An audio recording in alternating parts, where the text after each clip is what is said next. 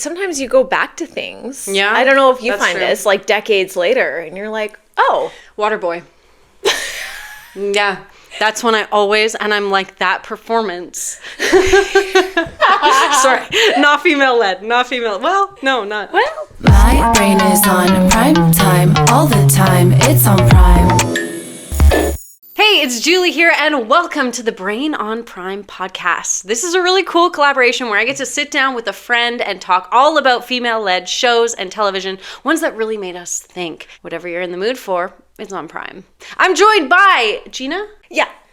Gina Louise Phillips, who you would recognize from This podcast.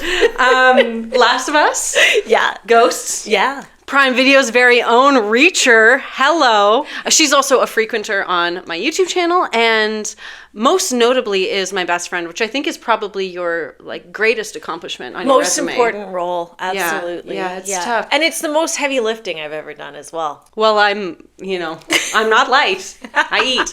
Okay, so we're talking about movies, and you know, I'm an avid movie lover from a very, very young age, and it's definitely what got me personally into the industry. And actually, I can pinpoint the distinct moment, which happened to be cut to Julie, 12 years old, watching Chicago. Sexy outfits. Absolutely. Murderesses. I saw myself on screen. The other movie, and then I'll start asking you questions, but let me just talk about myself first.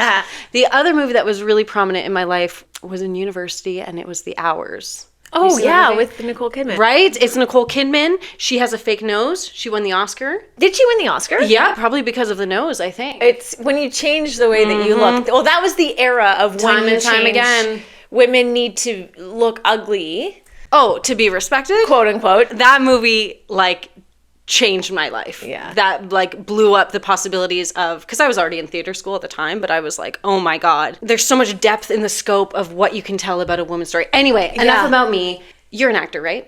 Yeah. Allegedly. What is a movie that you watched as a young buck? It's funny you say The Hours. It makes me think about Monsters with Charlize Theron. It literally blew my mind. Oh my God, this? When she's doing the hair in the gas station bathroom? It got so much press for, again, her morphing the way that she looks. Mm-hmm. But her performance was freaking incredible. People had to get past the way that she looked in order to appreciate that. But I was like, that's a woman who wants to break out of what she's currently known as and is confident enough to do that. Charlize, yeah. Oh, yes. Isn't it interesting that we both were inspired by murderers? Is it that thing where women can murder too? That's real equality.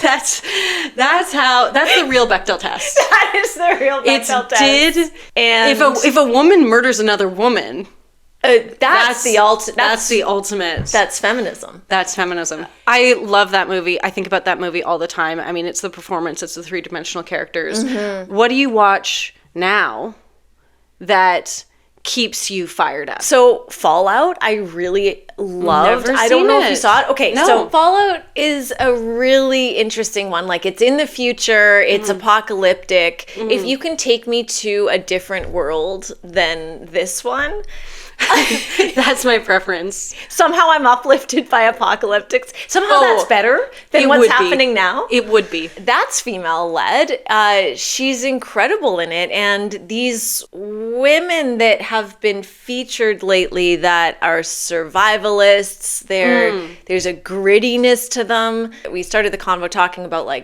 beauty and then, getting ugly for a role and getting seen finally as an actor. But there are some really beautiful women who I don't even think about the way that they look. I don't know. It's I'm so over it. I love that. There are so many different types of people on screen now too. I think that comes down to the writing. I think it comes down to really well-written three-dimensional characters. We just rewatched the pilot of Fleabag.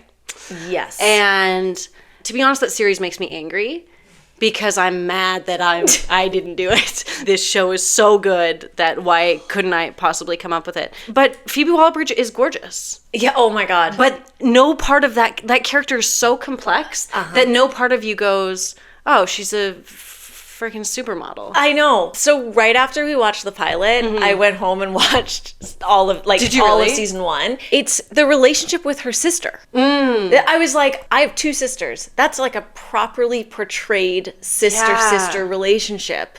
There's like a mundane aspect to that relationship, but also when you get it authentic, Yeah. you're just like, oh my God, I see myself. I know. And Yeah. it's so funny. I would say Fleabag for me as an actor, that's one that I saw and I was like, oh, this is why I do this. Like, it can be hard when you're getting day player role after day player role to be like, wait, what? Like, I don't even get a chance to act. And then you see like a Fleabag or a Marvelous Mrs. Maisel, you know, a show that's like a comedy, but with like this 3-dimensional woman. There are a lot of comedies out there, but like Fleabag got me. Like I was just LOL.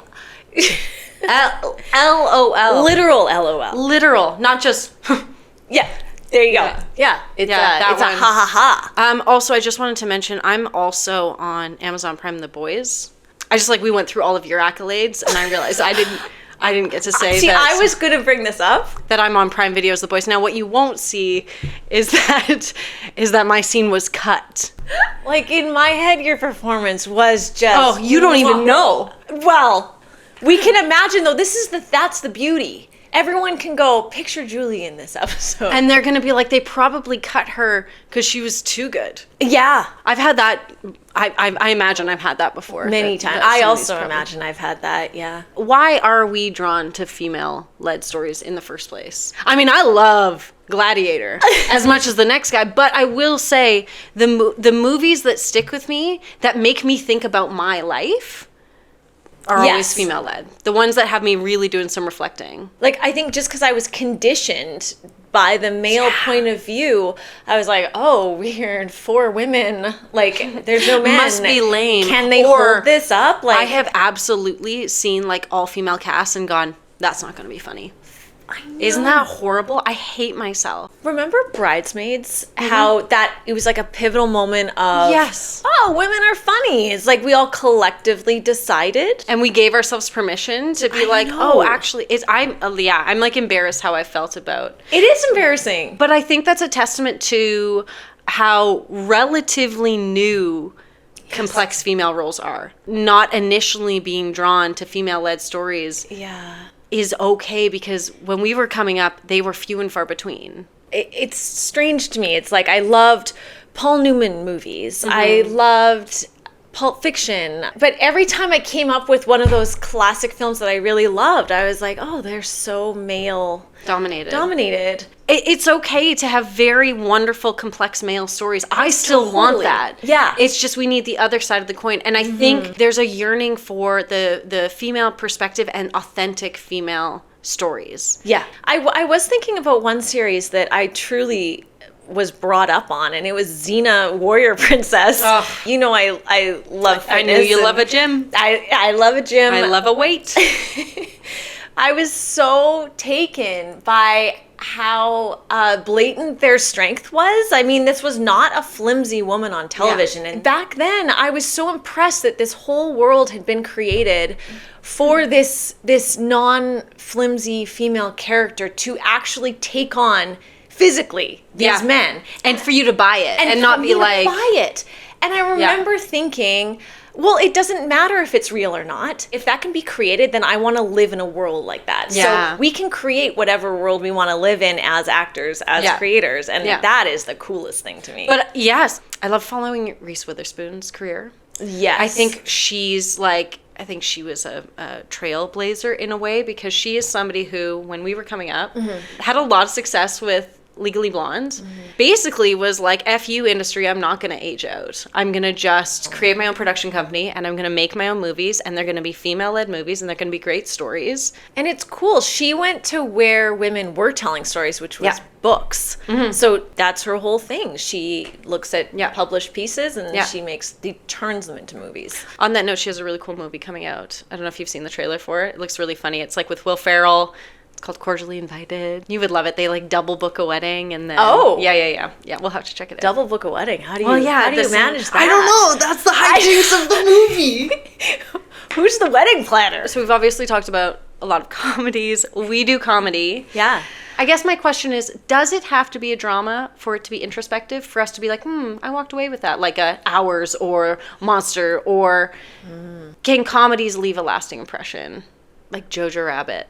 Oh my gosh. That was one where it was like, yeah, remember that? That's like your favorite movie. It's like one of them, yeah. It's up there. Because it does such a good job at taking like a really hostile topic that is difficult to digest. It makes it such that you have permission to laugh and then in turn learn something.